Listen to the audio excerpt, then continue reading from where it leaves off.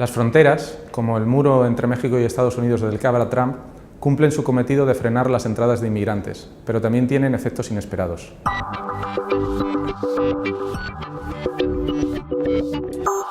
Las fronteras están de moda. Hemos pasado de tener en el mundo contabilizadas 5 fronteras amuralladas al final de la Segunda Guerra Mundial a tener 70 fronteras amuralladas alrededor de 2015. Y estas fronteras se han erigido para proteger a los países de destino de las llegadas de inmigrantes, no para protegerlos de invasiones militares. ¿Tiene sentido económico erigir fronteras amuralladas para detener la inmigración? La investigación económica demuestra que no lo tiene. Un trabajador mexicano gana $2 la hora en México. En Estados Unidos ganaría y por tanto produciría $10 la hora. Esto hace que permitir una inmigración de mexicanos a Estados Unidos sea una política a nivel mundial muy eficiente, aumenta mucho la producción mundial, mucho más que cualquier acuerdo comercial en el que podamos pensar.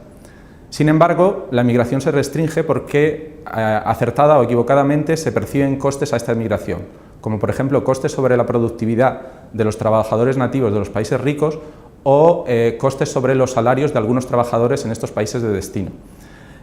Además, aunque se abrieran completamente las fronteras, no todo el mundo querría emigrar. Se ha estimado que solo el 40% de los habitantes de los países pobres está realmente dispuesto a emigrar. Las fronteras no solo tienen los efectos que esperan los gobiernos de reducir las entradas de inmigrantes, que es cierto que los tienen, sino que también generan efectos inesperados.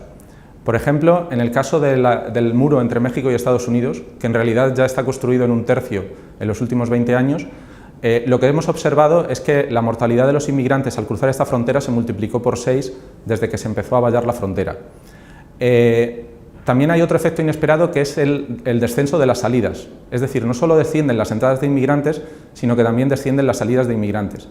Y en el caso de Estados Unidos lo que se ha estimado es que la población total de inmigrantes indocumentados en Estados Unidos sería de 10 millones de inmigrantes indocumentados en lugar de los 14 millones que hay actualmente si no se hubiera militarizado la frontera. Además, las fronteras no solo afectan al país de origen y al país de destino sobre el que se ha situado la misma, sino que tienen un efecto en terceros países, que es lo que en economía se conoce como externalidades. Un ejemplo de estas externalidades fue precisamente el caso de la erección del muro entre México y Estados Unidos, que redujo la entrada de inmigrantes no solo de México, sino de toda Latinoamérica en Estados Unidos e hizo que aumentase la inmigración de latinoamericanos a España, por ejemplo de países como Ecuador y Colombia. También hemos visto ejemplos de estas externalidades en el caso de la política de asilo de la Unión Europea, con Hungría erigiendo un muro o Dinamarca quitándole bienes a los refugiados para que estos se dirigieran a países más prósperos como Suecia o Alemania, que eran más favorables a ellos.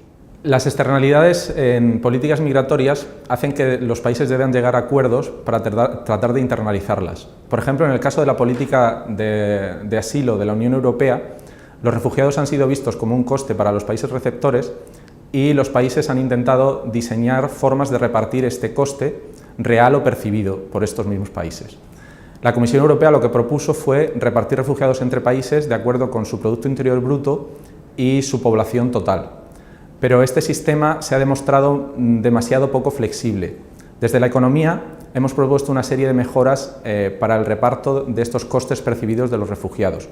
Estas mejoras se refieren a 2 conceptos. En primer lugar, un mecanismo de compensación por el cual las cuotas ya no serían tan rígidas y los países que no quisieran recibir una cuota muy alta podrían pagar a los países que estuvieran dispuestos a recibir una cuota más alta.